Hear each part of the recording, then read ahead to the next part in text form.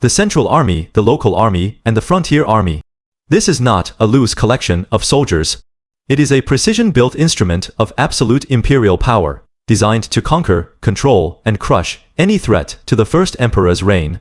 Every formation, every recruitment rule, every command chain was forged by legalist principles and hardened by centuries of war. To understand the Qin Empire is to understand this military triad, and today we will dissect it with strict historical accuracy, drawing from the records of the grand historian, the Shui Hudi, Qin bamboo slips, and archaeological evidence like the terracotta army and bronze tiger tallies. No myths, no exaggerations, only the cold, brutal truth of how a single state turned every man into a soldier and every inch of land into a military stronghold. Let us start with the foundation of Qin's military power, the universal conscription system that fed all three branches. According to the Shui Hudi, Qin, bamboo, slips all Qin males registered for service at 17, a process called Fuji, and remained liable until they reached 60, known as Mian Lao. Every man served 2 mandatory years as zhengzu, 1 year, training in local counties, as infantry, cavalry, or naval troops, and another year serving either in the capital as a guard or on the frontier as a garrison soldier. This was not a choice, it was a legal obligation enforced by harsh penalties.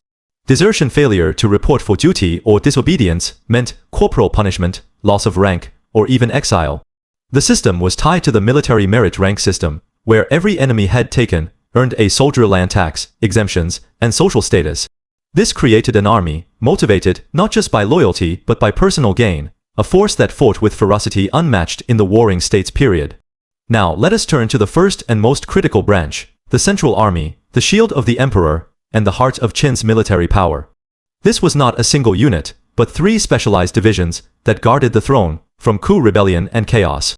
The first division was the Langguan court attendants, led by the Lang Zhongling, composed of noble sons, merit, veterans, and trusted elites. They served as the emperor's personal bodyguards, attending him in the palace, accompanying him on inspections, and executing his most sensitive orders. These men were not just soldiers. They were loyalists, vetted for blood and service, the last line of defense against palace intrigue. The second division was the Weishu Palace Guards, led by the Weiwei, tasked with guarding the imperial palace gates, patrolling the walls, and securing the inner court. They were stationed around the clock, heavily armed, and forbidden from entering the emperor's private quarters without permission. The third and largest division was the Zhongwei capital, Garrison, led by the Zhongwei, responsible for defending Xianyang, the capital city, and maintaining order in the metropolitan region. This was the main strike force of the central army, equipped with the best bronze weapons, armor, and chariots, and its soldiers were selected from the fittest men in the surrounding counties.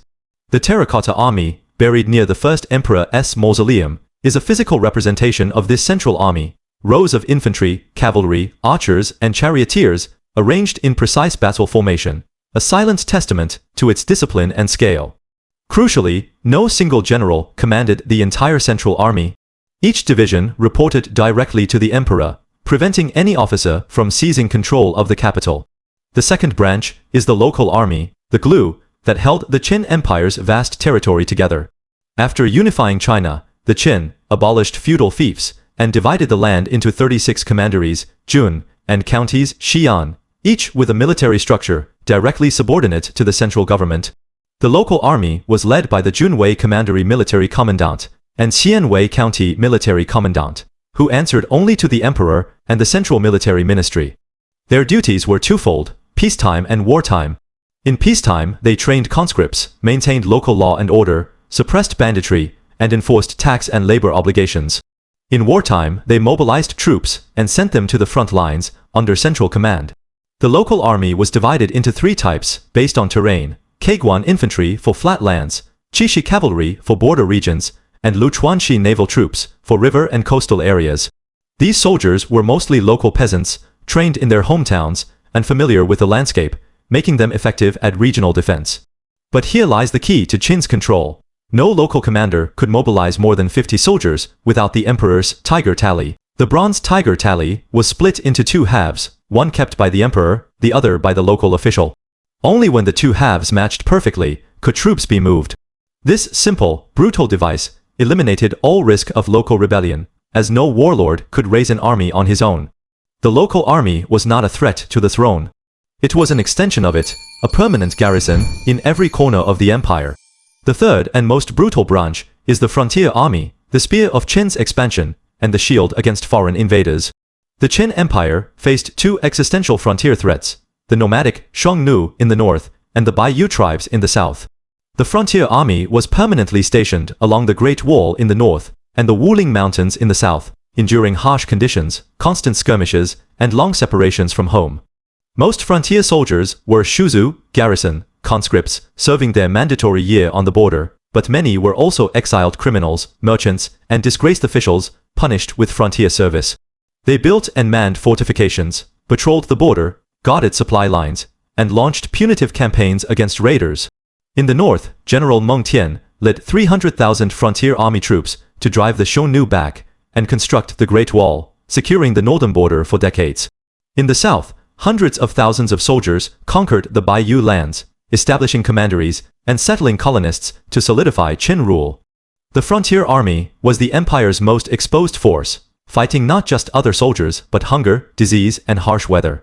Its supply lines stretched for thousands of li, relying on the Qin's national road system and canal networks to deliver food, weapons, and reinforcements. Without this dedicated frontier force, the Qin Empire could never have expanded its borders or protected its people from nomadic raids. What made this three-branch system so revolutionary? It was the first fully centralized military system in Chinese history, with all power flowing from the emperor downward. The central army protected the ruler, the local army controlled the people, and the frontier army expanded and defended the realm. There was no independent military power, no feudal levies, no private armies. Every soldier, every weapon, every order belonged to the first emperor. This system allowed the Qin to mobilize massive armies quickly, hundreds of thousands of men for the conquest of the 6 states, hundreds of thousands more for frontier wars and public works. It was a machine that ran on discipline, law, and fear, and it worked brilliantly in war. But every machine has a fatal flaw, and the Qin military system's flaw was its own perfection. The hyper-centralization demanded endless conscription, endless labor, and endless sacrifice. Men were taken from their farms year after year, leaving fields untended and families destitute. The frontier army's endless campaigns drained the empire's treasury and exhausted its people. The local army's strict control bred resentment as villagers lived under constant military supervision. When the first emperor died, the system lost its unchallenged leader. Corrupt officials seized power, conscription became even more oppressive, and the first rebellion erupted in Daxiang. The local army, stretched thin, could not contain the uprisings. The central army was trapped in the capital. The frontier army was too far away to return in time. The machine that had conquered China broke down under its own weight, and the Qin Empire collapsed in just 3 years. This is the tragedy of the Qin military system. It was so effective at building an empire that it destroyed the empire it built. The central army, local army, and frontier army were not just military units, they were the bones, muscles, and nerves of a totalitarian state. They show us how military power can unify a civilization, and how unbridled military power can consume it. The Qin left us a blueprint for imperial military organization that would shape China for the next 2,000 years, a legacy written in bronze blood and bamboo slips. If you enjoyed this journey into ancient China, hit like, drop a comment, and subscribe for more epic history. See you next time.